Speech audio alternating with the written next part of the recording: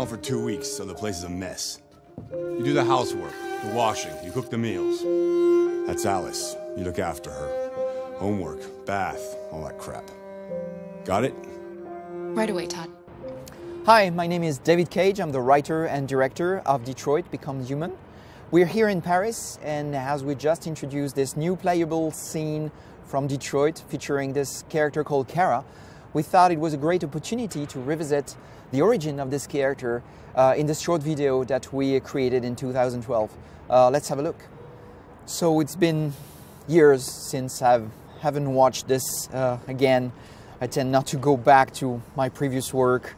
When it's done, but it's always a great pleasure to watch it again. Initially, this piece was just a tech demo. I mean, it's never been something we intended to become a game. It was a tech demo that I wrote very quickly because we wanted to see what kind of emotions would come across in our brand new real-time 3D engine that was running in real time on PlayStation 3. So I wrote very quickly the script. Was not sure what I was doing exactly, just wanted to go through many different emotions in 4 or 5 minutes. So we started by casting this young actress called Valerie Curry, and I probably met dozens of actresses in LA, but when Valerie came in the room for the first time, I thought this woman has something special. I just hope that she's also a great actress. And actually, she delivered the most impressive performance I've seen. And it's a very difficult piece because it's going from being a robot to being a human being, basically, and having emotions and being able to cry and all these things. Very challenging script, very difficult, and Valerie did an amazing job. So all these things with the robotic arms that you see moving around was another major challenge we had. My God, it was really something difficult, because actually we wanted the actress to be aware of the presence of these robotic arms, and so know where they were and be able to look at them and maybe push them back at some point, as we will see. So basically we had like 3 people on set faking the arms and just, you know, with this very precise choreography, just making sure that they were moving the right way at the right moment so she could react and push them back and look at them at the right moment in the right timing. So all this is perfectly choreographed, and it was a real nightmare to make, and I think the people who did it still remember it today. So one of the challenges we had was to play with this character, make her look human, but at the same time look like an android. And one of the first questions that we had was, how are we going to make her believable, human, so people care for her and not just say, oh, it's a robot, I don't care, I don't share emotions, I don't feel any empathy.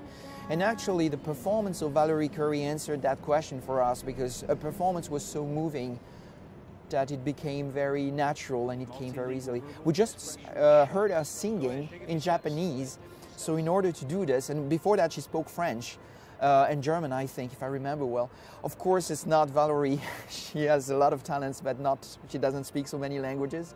So we had to work with a Japanese singer who just did this bit, and with a French actress and a German actress to do the different languages.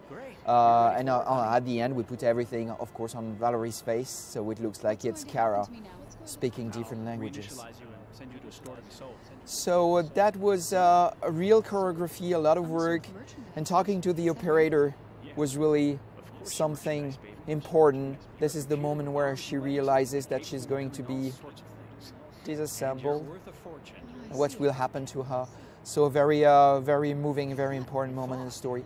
Working on the eyes, working on performance capture, working on the skin.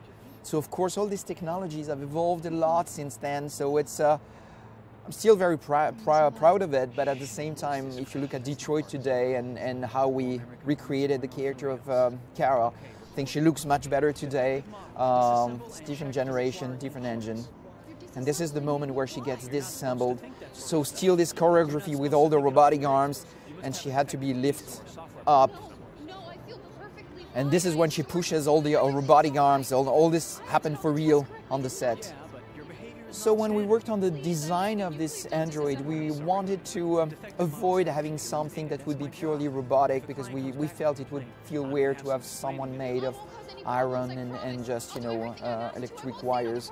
So we wanted to create a structure, an anatomy that would pretty much look like a human being. So we created this heart beating in the chest and this blue blood that would go through her veins, so we could have this, you know, this feeling of empathy. She looks human, and she also had a heart beating and blood in her veins. That was something important to us, and I think it plays an interesting role, an interesting part in the impact that the piece has. And again, that was a huge challenge to create a character and so show how she's assembled on screen, looks like a human, and then disassembled again and then reassembled.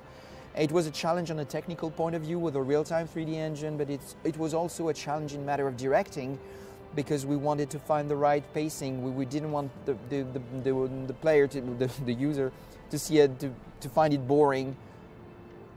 And it's all in the performance of the actress that it came to life. That's the moment where the operator changes his mind and decides to let her go. Playing with lens flares here on PlayStation 3. Last moment of fear. And she realizes that now she's free. And we wonder where she goes, and actually she goes in a box, and we realize that there are many models like her, but we also understand that she's very unique and very different.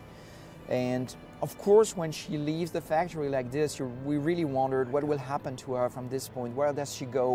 Where is this factory? Where is it in the world? What will happen to her?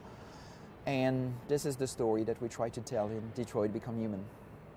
Well, it was great watching this again after all these years, but Kara's journey now continue, and it's in Detroit Become Human on PlayStation 4. My name is Kara. I am one of them. This is our story.